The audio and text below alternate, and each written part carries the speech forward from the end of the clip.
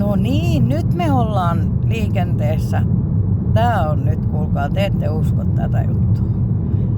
Mä kerron vähän pohjustusta tähän nyt. Elikkä me oltiin 2 vuotta sitten Vaasassa ja päivillä puhelin rupesi temppuilee, niin se osti uuden puhelimen. No, kuinka ollakaan me eksyttiin eilen illalla vielä myöhään, tiiäks, tuo Joensuussa yhden autoliikkeen pihaan. Ja päivinäkin siellä auto.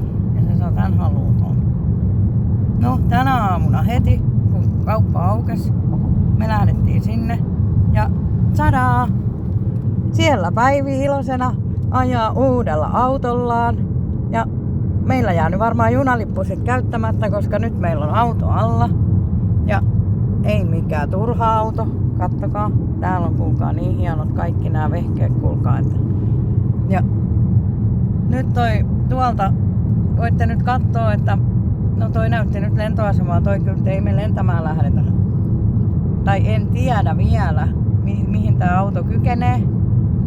Mutta sit kun me pysätään seuraavan kerran, mä en ehtinyt kuvaa, Päivi oli niin innokas lähteä ajaa tällä, että en ehtinyt ottaa edes valokuvaa ulkopuolelta, kun hyvä kun kerkesin tähän kuskipaikalle.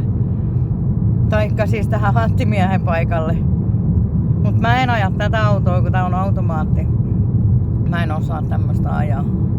Mutta katsotaan mihin tää tie vie. Ja tää piti olla viikon reissu, mutta saas nähdä, pysääkö tää auto ennen Norjaa. Pohjoisiin päin ollaan nyt menossa. Tossa tulee nyt kyltti. Näette vähän mihinkä suuntaan ollaan menossa. Noin.